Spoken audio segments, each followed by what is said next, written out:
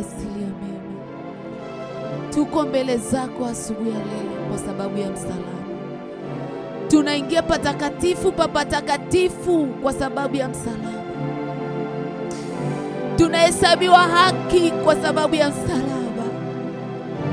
Tunapata uzima kwa sababu ya msalaba. Tunapata ushindi kwa sababu ya msalaba. Tuna ujasiri wa kukikaribia kiti cha rehema kwa sababu ya msalaba. Asubuhi ya leo tuko mbele zako Bwana kwa sababu ya msalaba. Tunaliadhimisha na kulitukuza jina lako. Tunakuinua Mungu wetu. Tunakubariki. Tunakuinua. Tunakusifu. Tunakuabudu. Tunasema unastahili Bwana. Unastahili Bwana. Unastahili Jehova. Hakuna kama wewe Bwana. Hakuna kama wewe Bwana. Asante kwa ajili ya damu ya Yesu pale msalabani, inayotuhesabia haki, inayotusafisha dhambi zetu, inayotupa kushinda na zaidi ya kushinda katika Kristo Yesu. Asante Bwana kwa ajili ya neema uliotupa. Asante kwa ajili ya asubuhi nyingine ulioifanya. Popote pale ulipo mtu wa Mungu, ungana pamoja nasi kumshukuru Bwana. Ungana pamoja nasi kumwabudu Bwana. Ungana pamoja nasi kuliadhimisha jina lake. Rabobo shandaraba koriandaraba seka. Rimandorobo sekere bobo shataya. Rikiki mandora bo seketaya. Ungana pamoja nasi kuliadhimisha jina lake takatifu. Anasema atatakaswa kwa kuwa ni mtakatifu. Rikorobo sika. Orimandorobo shaka yandaraba kori. Siku ni umeifanya Bwana, nasi tunafurahi na kukushangilia. Tunakushukuru asubuhi ya leo kwa kuwa neno lako linasema katika Zaburi ya 92 mstari wa 1 na wa 2 ya kwamba ni neno jema kumshukuru Bwana, kuzitangaza rehema zake wakati wa asubuhi na uaminifu wake wakati wa usiku. Asubuhi ya leo Bwana tunakushukuru kwa kuwa ni wewe uliyetuleta mahali hapa. Ni wewe uliyetuamsha vitandani mwetu. Ni wewe uliendelea kuitia nguvu miguu yetu ikashuka katika vitanda. Ukaitia nguvu mikono yetu ikaanza kufanya majukumu mbalimbali uliotaka tufanye. Baba, tunakutukuza. Tunakuinua. Tunakiri ya kwamba si kwa uwezo wetu wala si kwa nguvu zetu, bali ni kwa Roho wako Bwana. Tunakuja mbele zako Bwana na mioyo yetu, tukiomba utusamee dhambi zetu. Popote pale ulipo mtu wa Mungu, mnyenyekesha nafsi yako mbele za Bwana. Omba rehema mbele za Bwana. Raba sekere bosika.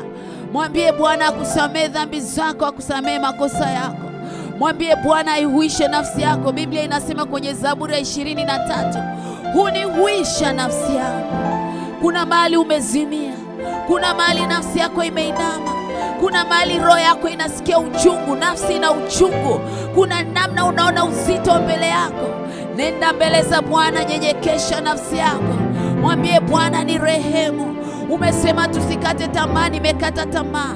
Umesema tusiruhusu shina la uchungu lichipuke ndani yetu. Nimeliruhusu na nimeamka, ninasikia uchungu, ninasikia kukata tamaa, ninasikia kutokusonga mbele. Nenda mbele za Bwana, mwambie Bwana ni rehemu. Rabosika, ramaseke, yenderebosika. Sawa sawa na Isaya 57:15. Wewe uliye mtakatifu ketie patakatifu, pamoja na roho zilizotubu na kunyenyekea, ili kuifufua mioyo yao waliotubu. Tuko mbele zako Baba yetu wa mbinguni, katika jina la Yesu na kwa damu ya Yesu tunaomba rehema. Tunaomba utusafishe, tunaomba utusamehe. Tusamehe watoto wako wanawake kwa wanaume, tusamehe wa Tanzania, tusamehe Baba kwa damu ya Yesu Kristo. Tumekutenda dhambi, tumewaza mabaya, tumenena mabaya, katika jina la Yesu tunaomba uturehemu. Mandorobosika yandorobosi. Asante Bwana kwa kuwa umesema tukiziungama dhambi zetu wewe ni mwaminifu na wa haki utatusamehe.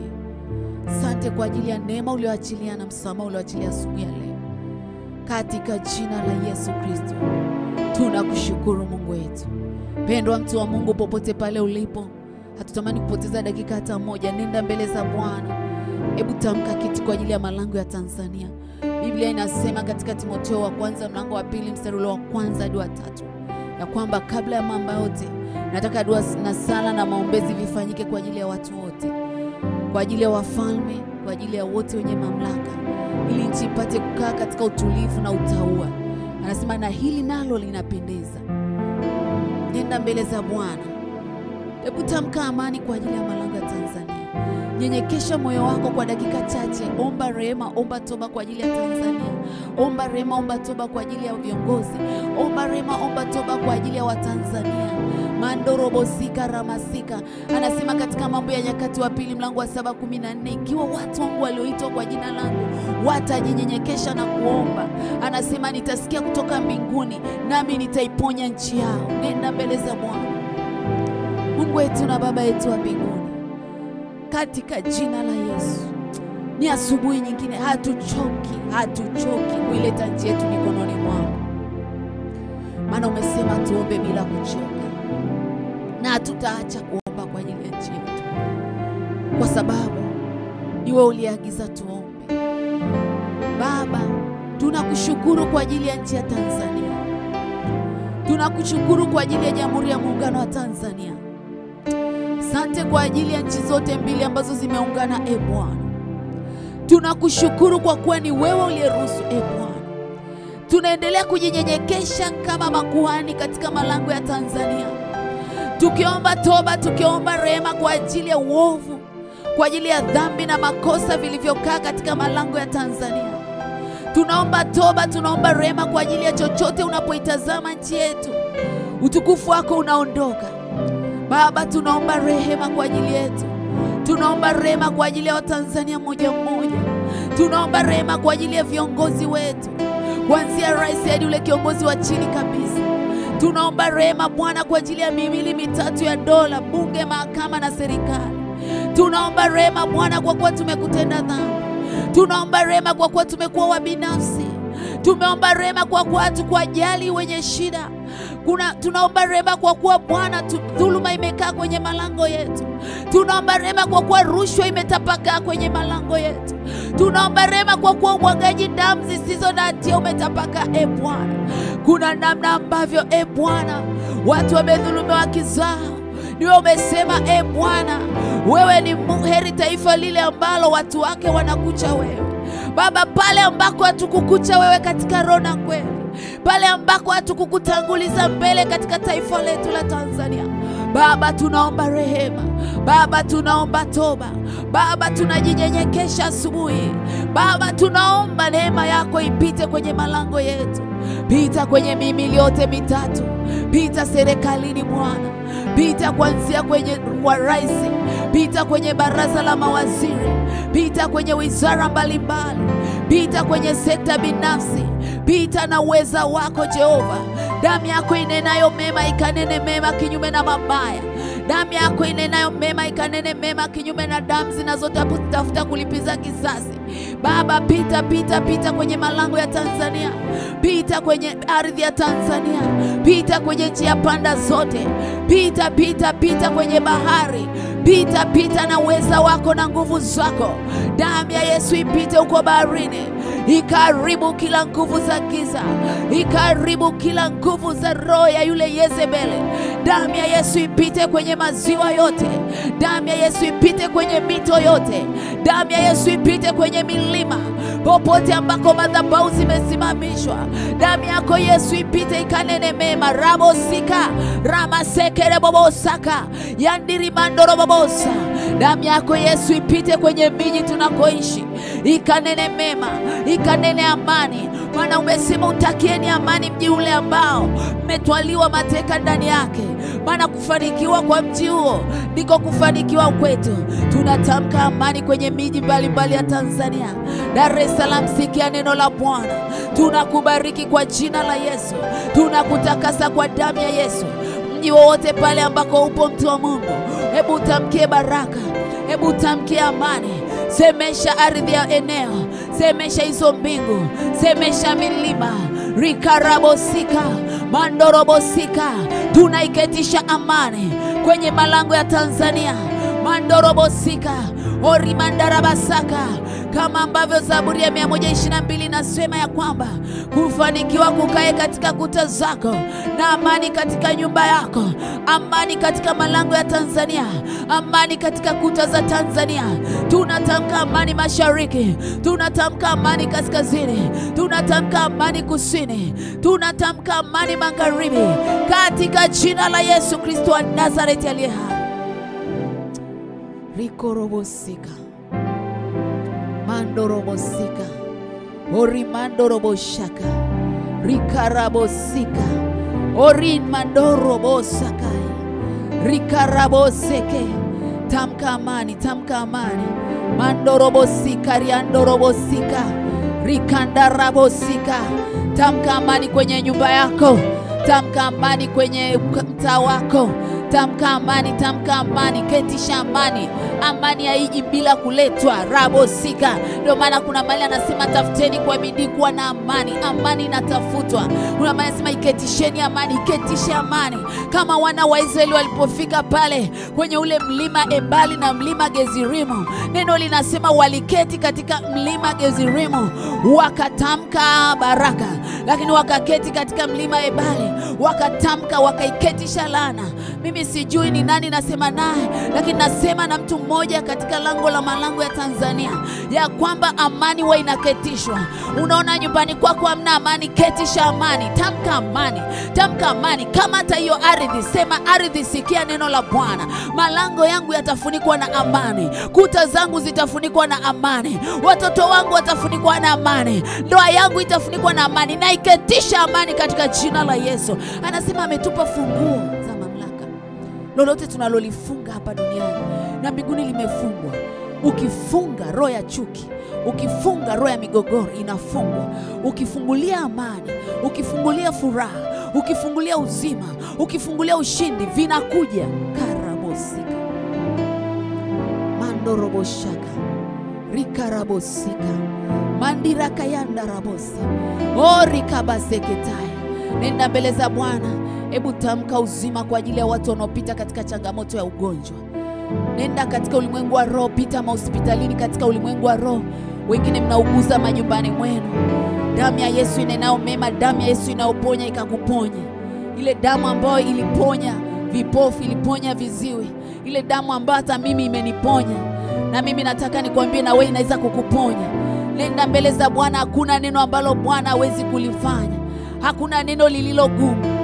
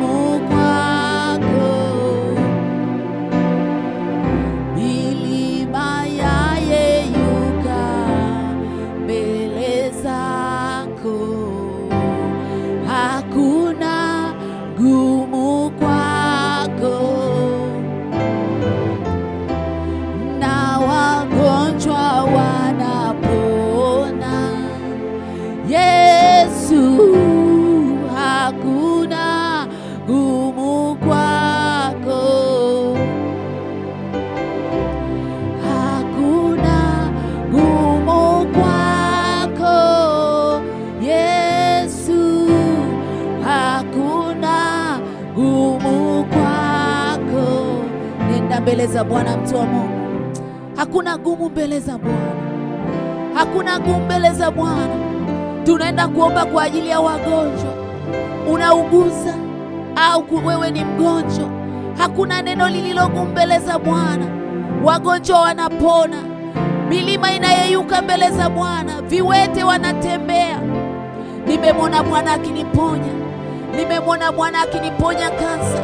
Hakuna lililogumu mbele za Bwana.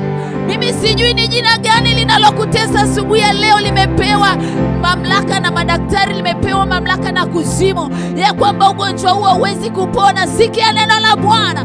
Kwa kupigwa kwa Yesu tumepona. Kwa kupigwa kwa Yesu tumepona. Kwa kupigwa kwa Yesu tumepona. Rabo shaka. Weka mkono wako mahali pale panapouma. Iko nguvu imeachiliwa asubuhi ya leo. Iko nguvu ya kuponya imeachiliwa. Neno linasema wakamletea wagonjwa wakati wa jioni. Anasema akawaponya. Anasema ametupa mamlaka. Tutaeka mikono yetu juu ya wagonjwa nao watapona.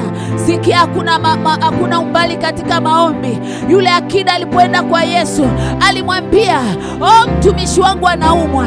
Akamwambia, unaweza kutamka neno, si lazima ufike. Na sisi sio lazima tufike hapo. Kuna nguvu imeachiliwa asubuhi ya leo. Kuna kisima kimetibuka. Kuna uponyaji unapita. Roho za magonjwa toka, achia watu wa Mungu.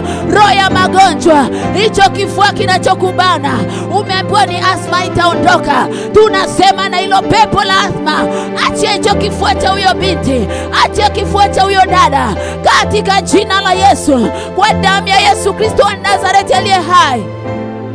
Rabo shaka mandorobo sika horimasaka. Hiyo roho iliyoachiliwa ya ukichaa, tunaiamrisha kwa jina la Yesu. Toka, achia huyo kijana.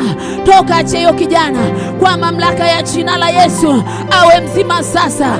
Akili zake zimrejee kama yule kichawa wa Gerasi. Tunafungwa hiyo minyororo ya kuzimu, kamba za mauti tunazikata kwa mamlaka ya jina la Yesu. Rako shaka. Endelea kuomba, endelea kuomba. Endelea kutamka uponyaji, endelea kukiri uzima.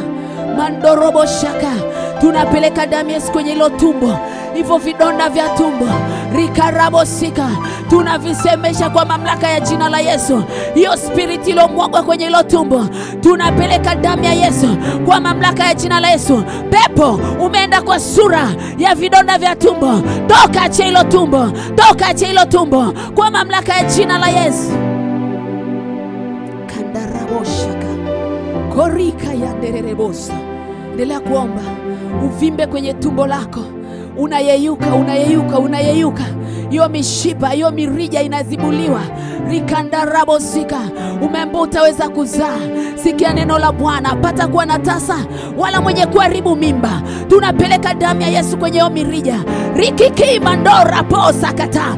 Librosha ta mandora pakoria. Rikarabosika. In the mighty name of Jesus. Achia hiyo mirija. Achia kwa mamlaka ya jina la Yesu. Mandorobo shaka. Mandiri kabaya. Hayo magoti ambayo yamekuwa yanawaka moto kwa muda mrefu, umekuwa unaumwa, uwezi hata kunyanyuka, ninayasemesha kwa mamlaka ya jina la Yesu. Pokea uponyaji, pokea uponyaji. Uinuke tena, uinuke tena, ufunguliwe kwa mamlaka ya jina la Yesu. Karabosika. Wewe mama, ninaona una mtoto mchanga. Roho ya uziwi imekamata masikio yake, yanamsumbua kila mara na asikii vizuri. Napeleka damu ya Yesu. Napeleka damu ya Yesu. Napeleka damu ya Yesu. Ninayazibua kwa mamlaka ya jina la Yesu. Pokea uponyaji kwa jina la Yesu. Hicho kichwa ambacho kimekuwa kinakuuma kwa muda mrefu, ni muda wa kuachiliwa na maumivu. Natamka damu ya Yesu kwenye utosi wako. Damu ya Yesu kwenye utosi wako. Pokea uponyaji kwa mamlaka ya jina la Yesu. Mandorobosika. Rikarabosika. Hiyo roho ya kansa naisemesha kwa mamlaka ya jina la Yesu. Achia huyo dada. Achia huyo baba. Achia huyo baba. Achia huyo dada. Katika jina la Yesu. Katika jina la Yesu. Pokea uponyaji. Pokea uponyaji. Pokea uponyaji kwa mamlaka ya jina la Yesu. Rimandorobo shaka. Sante kwa roho uzima. Popote pale ulipo, tamka uzima. Tamka uzima. Neno lasema, Yesu anasema nilikuja ili mwe na uzima, kisha mwe nao tele. Ukisoma Biblia za Kiingereza anasema kipimo kile cha kumwagika, alikuja tuwe na uzima mpaka umwagike. Nenda mbele za Bwana, tamka uzima. Tamka uzima kwenye afya yako. Tamka uzima kuanzia kwenye utosi mpaka kwenye unyayo. Tamkia damu yako uzima.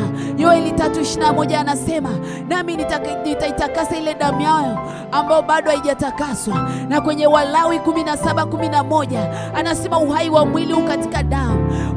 Vyanzo vyote vya magonjwa ni kwenye damu. Peleka uzima kwenye damu yako. Peleka uzima kwenye damu yako. Hizo seli zozote ambazo adui anaziweka kwenye damu yako na kuziharibu zinazo function, peleka uzima kwenye damu zetu. Uzima wa Yesu kwenye damu, katika jina la Yesu Kristo wa Nazareti aliye hai. Asante Bwana kwa uaminifu wako. Asante kwa uzima ulioachilia asubuhi ya leo, katika jina la Yesu Kristo wa Nazareti aliye hai. Tunaomba na kuamini. Amen. Tutaenda kuomba ombi lingine moja kabla hatujaingia kwenye neno. Tutaomba ombi moja kama sio mawili. Tutasoma ile Zaburi ya 34.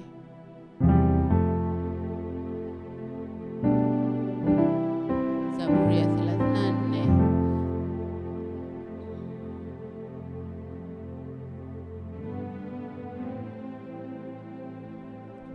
Zaburi ya 34 mstari ule wa 9 mpaka 11. Biblia inasema, mcheni Bwana enyi watakatifu wake, yaani wamchao hawahitaji kitu.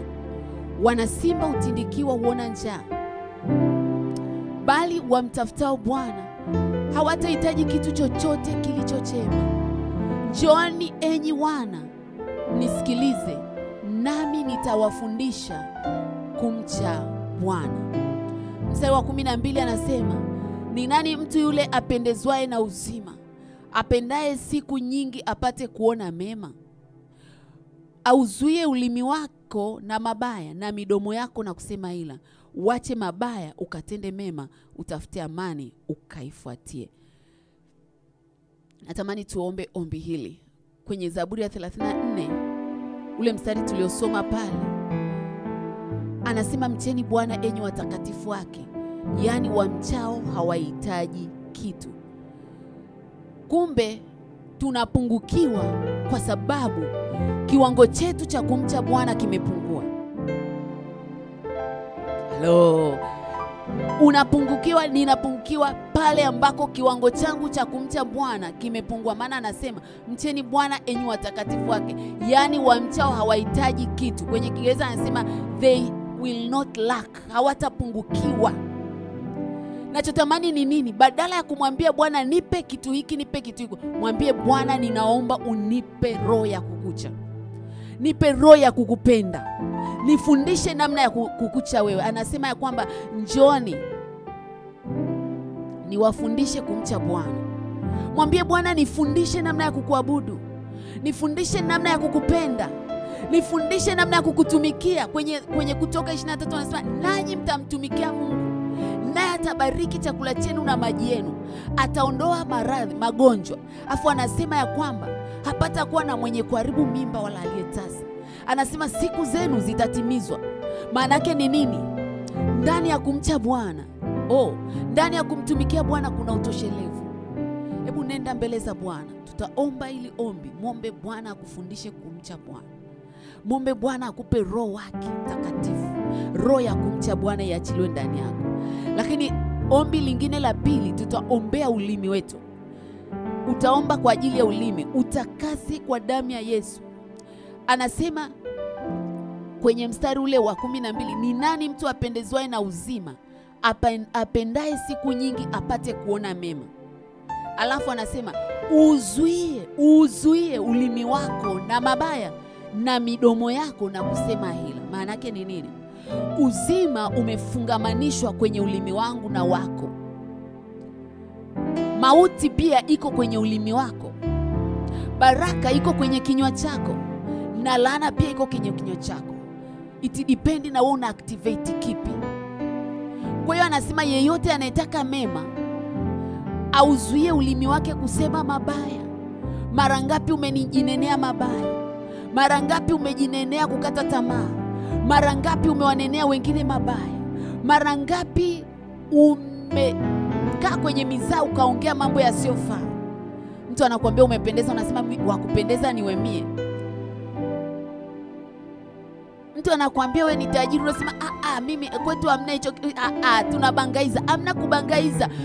Kila neno wanalosema wanadamu watalitolea hesabu mbele za Bwana.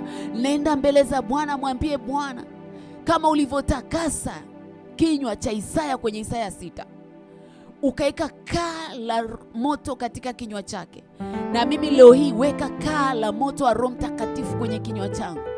Ni uzuie ulimi wangu nisinene mabaya, nisiseme yasiyofaa, nisiseme mambo ya mizaha, nisiseme laana kwenye kinywa changu, nisiseme mauti kwenye kinywa changu, nisiseme mambo ya kukatisha tamaa, nikaseme ahadi za Bwana.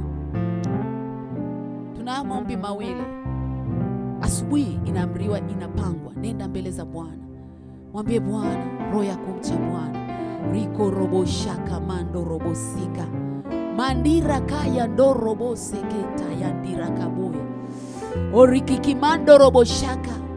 Tunakuja mbele zako Bwana na watoto wako na watumishi wako walioko mahali na mahali. Tunaomba Bwana, utupe roho yako Mtakatifu. Lakini utupe roho ya kukucha wewe Bwana. Roho ya kumcha Bwana. Popote tunapokuwa tuwe na hofu ya kimungu. Tukuche wewe Bwana kwa matendo yetu, kwa maneno yetu, kwa sadaka zetu, kwa mienendo yetu. Njoo Bwana, tusiwe kama wale ambao Yesu alisema watu hawa uniheshimu kwa midomo yao, lakini mioyo yao iko mbali nawe. Rikorobosika. Sitamani Bwana, sitamani, hatutamani mioyo yetu iwe mbali nawe. Tunatamani Bwana mioyo yetu ikukiri. Tunatamani mioyo yetu ikungame wewe Bwana. Rabobo ndiriando robo shekelele boss. Rikikimando robo sekedarabakori. Tunatamani mioyo yetu ikupende wewe. Tufundishe namna ya kukupenda. Tufundishe namna ya kukucha. Achilia roho ya kumcha Bwana kwa kila mmoja anautafuta uso wako. Maana umesema yani wamchao Bwana, yani wamchao Bwana hawatapungukiwa kitu. Tumepungukiwa kwa sababu hatujafika viwango vya kukucha wewe. Tunapungukiwa amani, tunapungukiwa furaha, tunapungukiwa uzima, tunapungukiwa mahitaji yetu kwa sababu viwango vyetu vya kukupenda, vya kukucha wewe viko chini. Tusaidie. Tusaidie Bwana. Tusaidie wa Tanzania. Tusaidie vijana kukucha wewe. Kukucha wewe kuliko kitu chochote. Tukupende wewe kuliko kitu chochote. Maana umesema mpende Bwana Mungu wako kwa moyo wako wote, na kwa akili zako zote, na kwa nguvu zako zote. Tukupende katika vipawa vyetu. Tukupende katika muda wetu. Tukupende katika mali zetu. Tusaidie Yesu. Tusaidie Yesu. Tusaidie kila mmoja wetu kukupenda wewe kuliko kitu chochote. Lakini Bwana, tunaomba kwa ajili ya vinywa vyetu. Tunaachilia damu ya Yesu kwenye vinywa vyetu.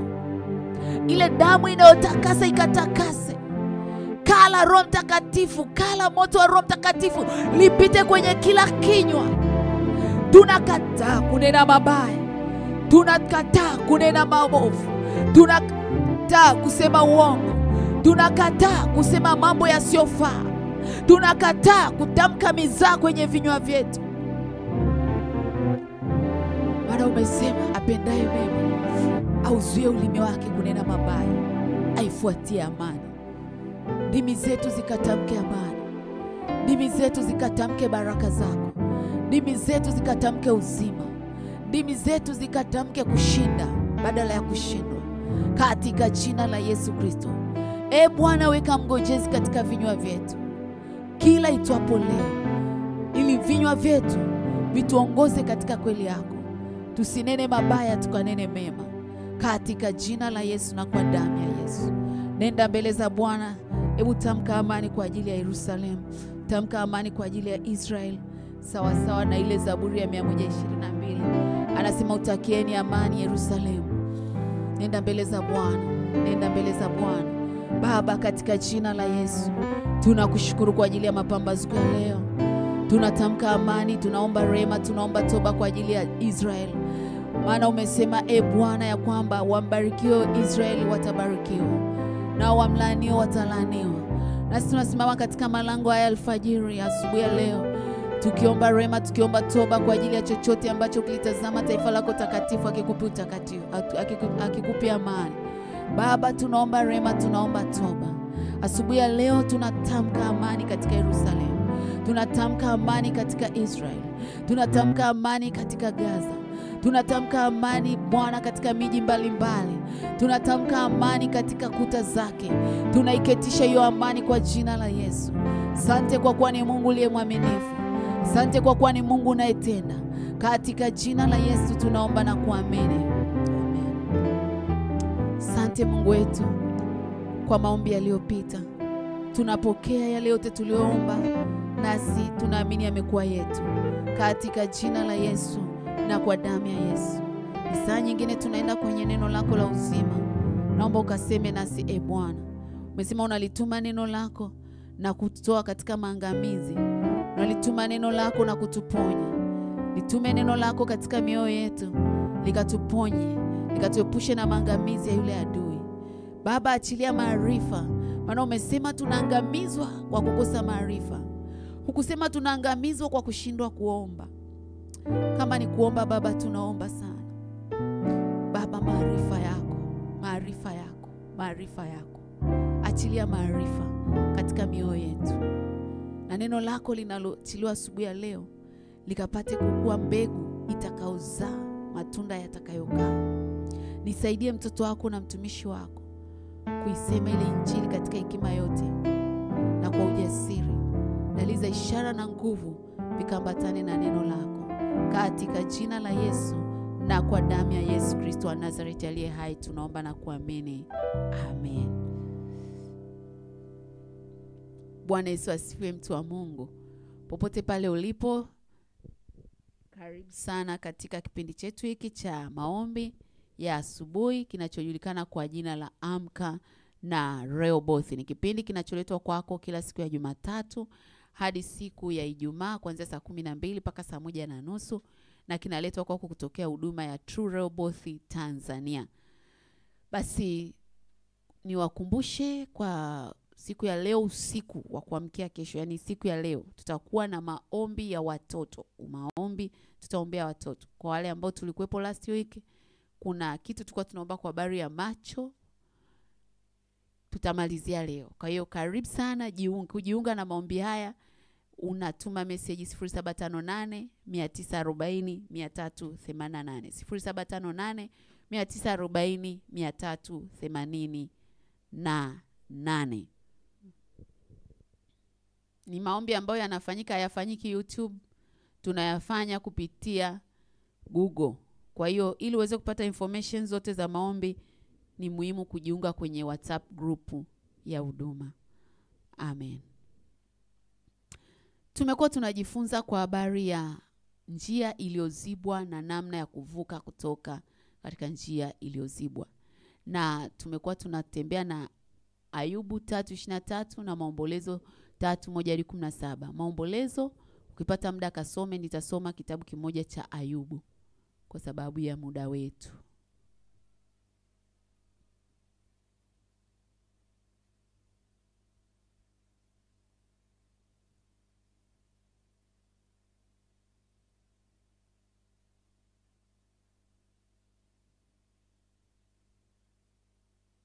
Ayubu 3:23, Biblia inasema, kwa nini mtu aliyezibiwa njia kupewa mwanga, ambaye Mungu amemzingira kwa ukingo? Nilikusomea Biblia ile ya Kiingereza kwa wale ambao hawakuwepo jana juzi. Nitaomba mpate muda kufuatilia somo hili kwenye YouTube. Nikasema kwamba kwenye Amplified Bible anasema, Kwa nini kuruhusu nuru iendelee? Kwa nini kuruhusu mtu kuendelea kuiona nuru ya siku ili hali njia yake imezibwa? Maana yake nini? Kwa nini niendelee kuishi ili hali nina kizuizi mbele yangu kinachonizuia kwenye mafanikio, kinachonizuia katika mambo mbalimbali ambayo Mungu amekusudia niyapate hapa duniani? Na kwenye Yeremia tuliona namna ambavyo Yeremia alikuwa anamlalamikia Mungu, namna ambavyo anapita kwenye mambo magumu, namna ambavyo njia yake ilikuwa njia zake. Yeye anasema kabisa, njia zangu umeziziba njia zangu. Nikakwambia kwamba njia ni mfumo ambao Mungu ameweka katika ulimwengu wa roho na wa mwili kumwezesha mtu kutoka hatua moja kwenda hatua nyingine. Na tuliona kwenye mistari tofauti tofauti namna ambavyo njia ni nini. Tukasema kuna njia ya uzima, kuna njia ya mauti, na kadhalika. Leo natamani tuendelee. Kwa mfano, jana tuliangalia kwamba kuna kama maisha ya mwanadamu yametengenezwa yapite katika njia au katika mifumo, Mungu anathamini sana njia. Anathamini sana njia. Na tuliangalia namna ambavyo Musa aliweza kuomba apate kuzijua njia za Bwana. Na tukaona kwa habari ya kwamba njia za Mungu sio njia zetu kwenye ile Isaya 55. Na kutokana na hilo tukasema kwamba ni muhimu sana kujua njia za Mungu zina operate kwa namna gani. Na njia mojawapo ili tuweze kutembea katika njia za Mungu ni lazima tuweze kutii maagizo yake. Utii au kufuata maagizo ya Mungu kunapelekea mifumo ya kimungu kuwa wazi kwa mwanadamu, hivyo kupelekea kufanikiwa katika kusudi ambalo Mungu amemuumbia. Kumbukumbu la Torati 5:33. Kumbukumbu la Torati 5:33.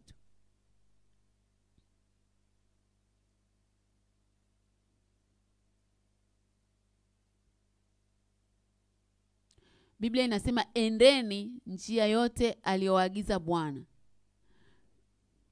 Endeni njia yote aliyoagiza Bwana Mungu wenu, mpate kuwa hai na kufanikiwa, mkafanye siku zenu kuwa nyingi katika nchi mtakayomiliki.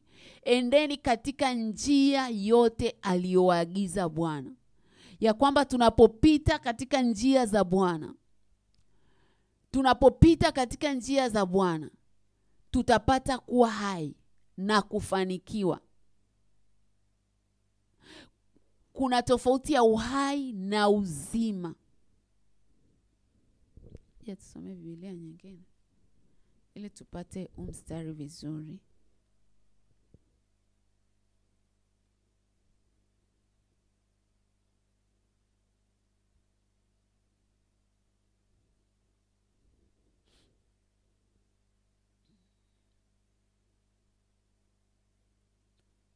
Nisome Kumbukumbu la Torati kwenye Amplified Bible 5:33. Biblia inasema, ya Kiingereza Amplified, anasema hivi: you shall walk, that is live each and every day, in all the ways which the Lord your God has commanded you, so that you may live, and so that it may be well with you, and that you may live long in the land which you will possess. Anasema hivi, utatembea.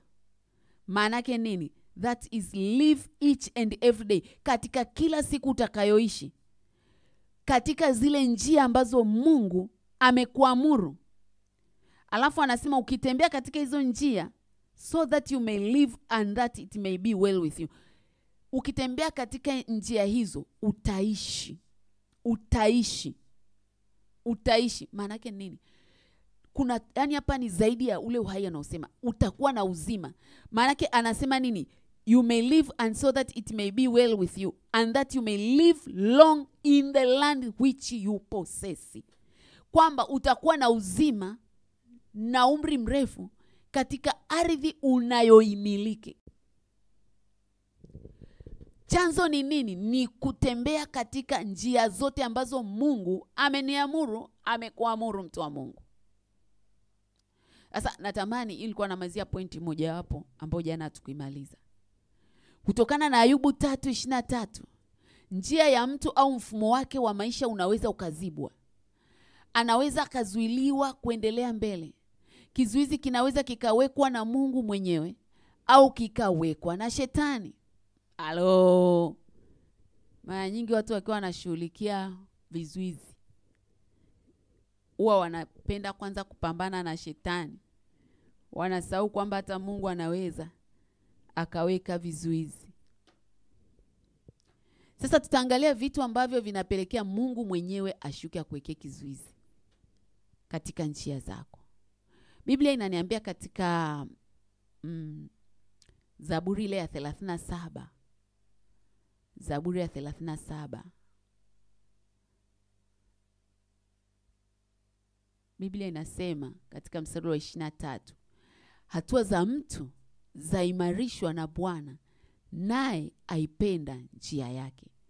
Afu anasema ajapojikwaa hata anguka chini, Bwana umshika mkono na kumtegemeza. Mstari wa 25 anasema, na alikuwa kijana nami sasa ni mzee, lakini sijamuona mwenye haki ameachwa, wala mzao wake akiomba chakula. Kipata muda endelea kule. Lakini nilitaka tuone mistari hii mitatu ya kwamba mwanadamu alivyoumbwa, ameumbwa apite au atembee kwenye hatua. Ndio maana kuna mimba kutungwa tumboni mwa mwanamke ikakaa kule.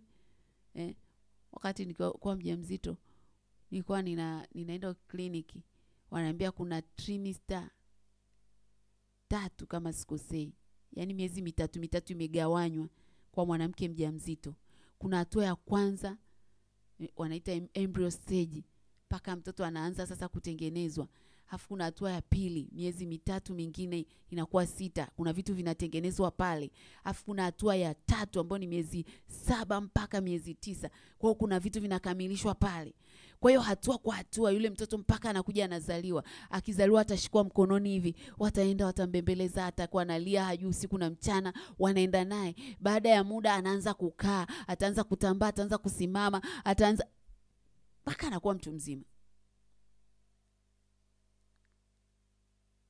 Sio kama unajiulizaga maswali kama najiuliza mimi.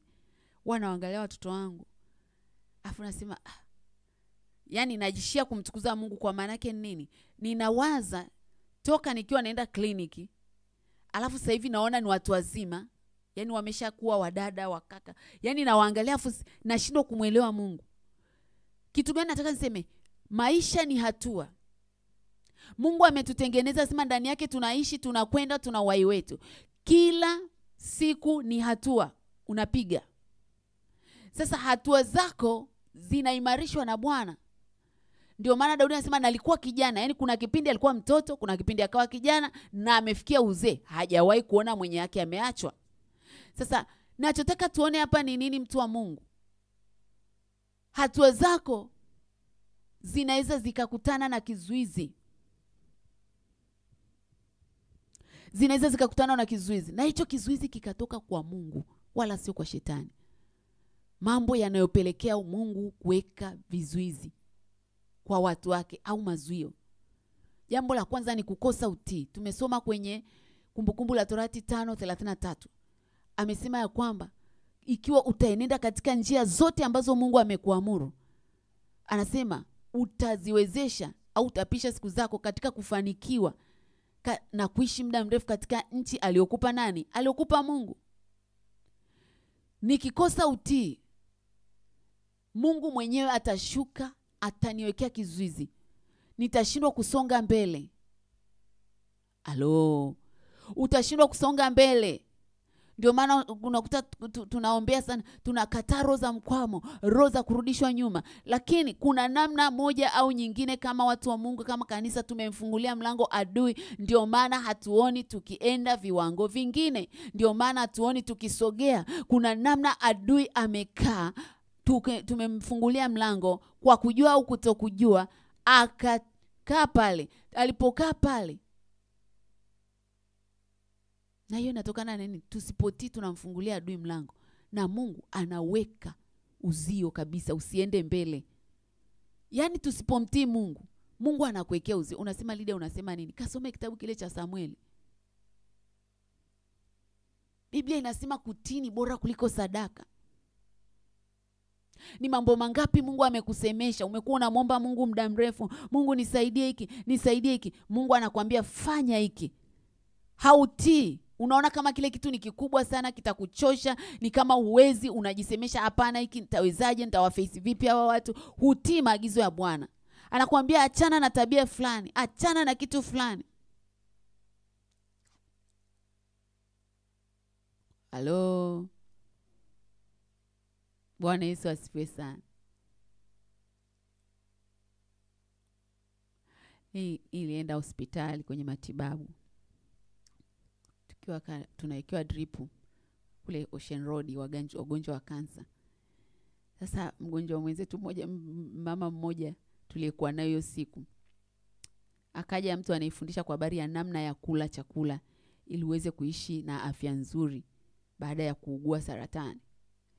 Sasa wakati anafundisha akasema mnatakiwa mle protein kwa wingi. Na protein mnatakiwa kula at least ya samaki, mimea, nyama wakuleni kidogo sana. Yaani ikiwezekana usile kabisa nyama nyekundu. Kwamba tumewekewa zuio la kula ile nyama. Sasa lile zuio la kula ile nyama ni kwamba ikiwa utatii, unaufanya mwili wako uweze kuwa stable zaidi. Kwa sababu inasadikika katika nyama nyekundu kuna viashi au kuna nini? Kuna uwezekano wa kukusababishia saratani. Sasa mama mmoja akasema mimi nitaachaje nyama? Yaani naachaje nyama? Kitu gani hapa nataka nikuambie? Yaani kuishi kwa yule mama au kuishi kwa mtu ambaye tayari alishapita kwenye ile changamoto, kuishi maisha marefu, kuko subject kwa yeye kutii namna ya kula, kutii namna ya kufanya mazoezi, kutii namna ya kukeep mind yake isiwe na stress. Lakini anaposhindwa kutii, saratani namwambia karibu. Halo, nasema nini? Kutokutii kumewazuia wengi kumwona Bwana. Kutokutii kumewazuia wengi kukutana na miujiza yao. Kutokutii, kwa mfano niliotolea ya kwamba if you live disciplined life, sikatai kwamba kifo kipo na kitakuwepo na kila mmoja atakufa. Lakini Biblia inasema ukiishi katika njia ambazo Bwana ameziamuru, utapisha siku zako na utaishi muda mrefu katika ardhi aliyokupa. Sasa kitu gani hapa anachosema? Unaposhindwa kutii masharti ambayo Mungu amekupa. Unaambiwa usinywe pombe, unakunywa. Unazuiwa kuwa na miaka mingi. Unaambiwa usilewe, unalewa. Unaambiwa usizini, unazini. Unaambiwa usifanye hiki, unafanya. Unajiwekea Mungu mwenyewe anasema, okay, kama nilisema usifanye hiki, umefanya, na katisha hapa. Usiwe kama wenzetu aliyesema kwamba mimi siwezi kuacha nyama.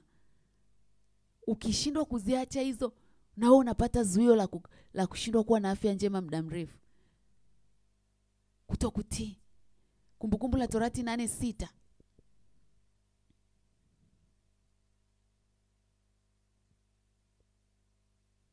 Kumbukumbu la Torati mlango ule wa 8 mstari wa 6 anasema, nawe uzishike amri za Bwana Mungu wako, upate kwenda katika njia zake na kumcha. Kwamba nikizishika amri za Bwana, nitaweza kwenda katika njia za Bwana. Halo. Na nikienda katika njia za Bwana, Mungu hatakuwa na sababu ya kuniwekea mazuio ya kunichelewesha mahali. Hatakuwa na sababu ya kuniwekea vizuizi vyovyote. Hatakuwa na sababu ya kuziba njia yangu. Lakini kitu kingine kinachopelekea watu wengi kuwekewa kizuizi na Mungu au kuzibiwa njia zao, kutokuamini. Kutokuamini, Waebrania 3:19.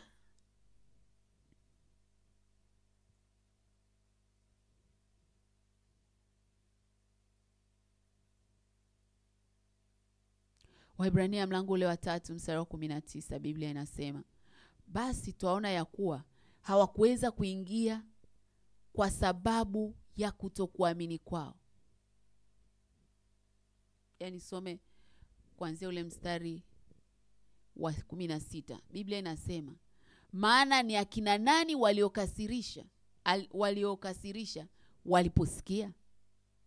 Msifanye migumu mioyo yenu kama wakati wa kukasirisha. Tena ni akina nani aliochukizwa nao miaka 40? Si wale waliokosa ambao mizoga yao ilianguka katika jangwa? Tena ni akina nani aliowaapia ya kwamba wataingia katika raha yake ila wale walioasi? Basi tuona ya kuwa hawakuweza kuingia kwa sababu ya kutokuamini kwao.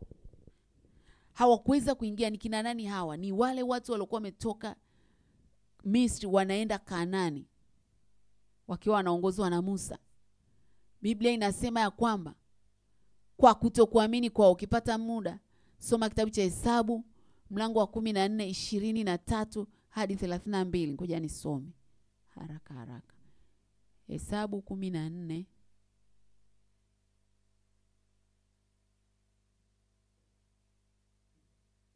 Hesabu 14 mstari wa 23 mpaka 42. Biblia inasema, hakika yangu hawataiona. Tuanzie hapo juu kidogo. 22.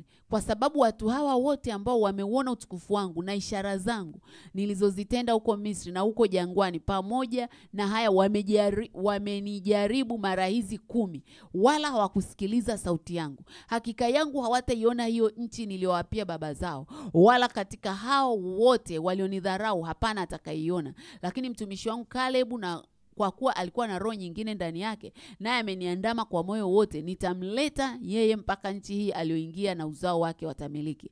Basi Mwamaleki Mkanani wakaa katika bonde. Mwamaleki na Mkanani wakaa katika bonde.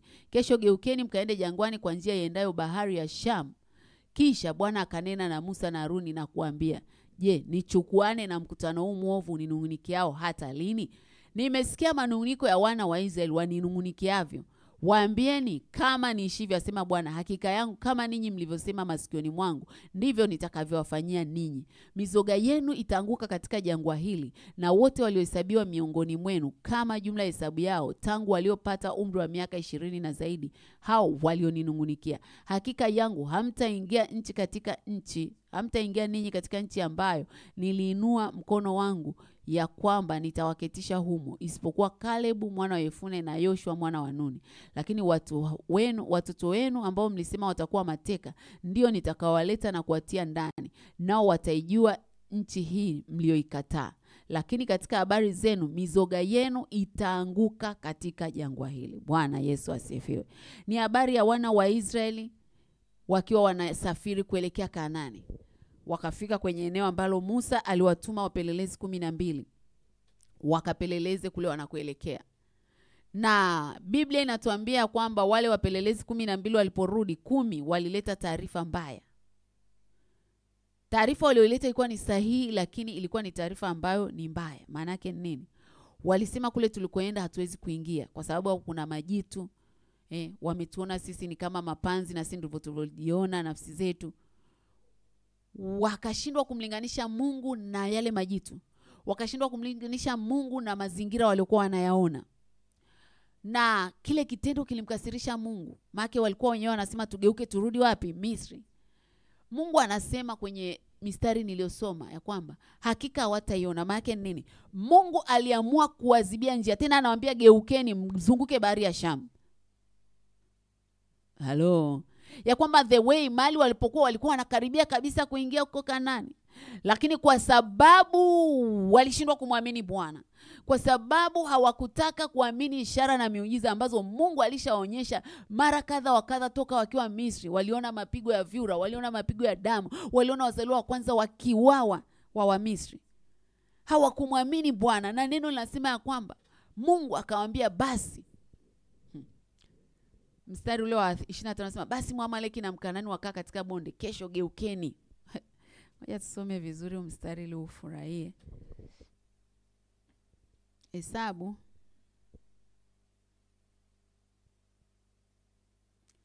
14 mstari ule wa 25. Anasema now the Amalekites and the Canaanites live in the valley. Tomorrow turn and set out for the wilderness by way of the Red Sea. Manake nini? Walipokuja wale ndugu, kwa sababu ya kutokuamini kwao, walisema watu tuliwakuta kule ni majitu yenye nguvu. Halo? Na sisi tumejiona kama mapanzi mbele yao. Joshua akawaambia sikieni, tunaweza kuipandia ile nchi na Kalebu. Tunaweza kuipandia nchi kwa sababu ule uvuli uliokuwa ndani ya wale watu, juu ya wale watu umeondolewa. Lakini hawakutaka kusikia. Sasa Mungu akaamua kuendana na kile walichokiamini. Anawaambia kwa sababu hamkuamini kwamba nina nguvu ya kuweza kuwaondoa hao Waamaleki na Wakanaani, kwenye hilo bonde mnalotaka kuliapproach, mnalotaka kulifikia, wako Amaleki, wako na Wakanaani, wana nguvu nyingi. Kwa hiyo geukeni, rudini kupitia bahari ya Shamu. Maana yake ni nini? Mungu akawazuia kulingana na kutokuamini kwao, wakapokea kulingana na walivyoamini. Walikuwa hawajioni wao wakiingia Kanaani kwa sababu ya mazingira ya Kanaani, lakini kwa sababu hawakujiona, na Mungu akaruhusu the way walivyojiona itokee kwao. Akawaambia kwa sababu mmeshindwa kuniamini, hakika yake mtakufa wote hapa jangwani. Sikia, walisema hatuwezi kwenda, hatuwezi kuipandia. Na Mungu akaangalia kile walichokisema katika vinywa vyao. Kutokuamini kunapelekea useme maneno fulani, na kuamini kunapelekea useme maneno fulani. Rabo shaka raba korea. Ndio maana asubuhi leo tulikuwa tunaombea ulimi wetu. Anasema auzuie ulimi wake usinene mabaya. Unanena nini mpendwa? Unanena nini katika maisha yako? Unanena nini kwenye wokovu wako? Biblia inasema mtu akiwa ndani ya Kristo amekuwa kiumbe kipya, ya kale yamepita, tazama yamekuwa mapya. Lakini utakuta mpendwa mlokole akiambiwa habari za kwako, anasema ya kwamba yani kabla sijaokoka nilikuwa vizuri kuliko nilivyookoka. Kweli? What are you speaking? Kwani useme namshukuru Bwana natoka hatua moja kwenda nyingine? Ninaona viwango vyangu vinaongezeka. Ninaona nguvu zangu zinaongezeka. Ninaona kumcha kwangu Mungu kunaongezeka. Ninaona kufanikiwa kwangu kunaongezeka. Kwa kadiri ya kutokuamini kwao, walipokea sawa sawa na kutokuamini kwao. Mungu aliwawekea zuio kulingana na kutokuamini kwao. Mungu aliziba njia yao kulingana na kutokuamini kwao. Kile kitu ambacho hukiamini hakiwezi kutokea kwako. Kile unachokiamini kitatokea. Ukiamini katika uponyaji, Mungu atakuponya. Ukiamini katika provision ya kimungu, kufanikiwa, kupewa mali na utajiri na heshima, Mungu atafanya tu. Ukiamini katika amani, Mungu atafanya. Njia nyingi zinazibwa kwa sababu ya kutokuamini.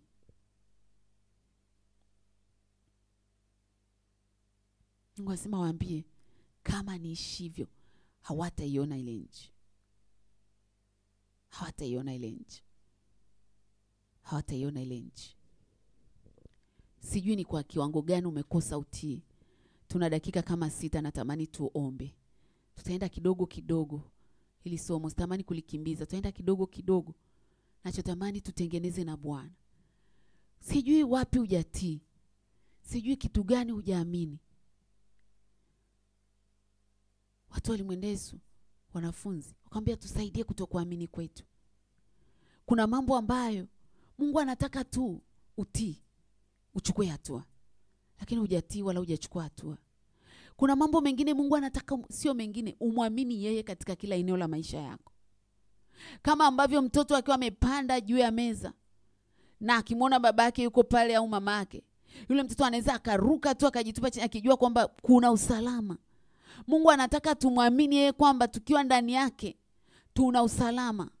Ni mambo gani ambayo hukuamini, na kwa sababu ya kutokuamini umefanya Mungu mwenyewe akatamka ya kwamba huwezi kuyapokea? Nenda mbele za Bwana, mtu wa Mungu. Tutaingia kwenye maombi kwa dakika 5 tulizonazo.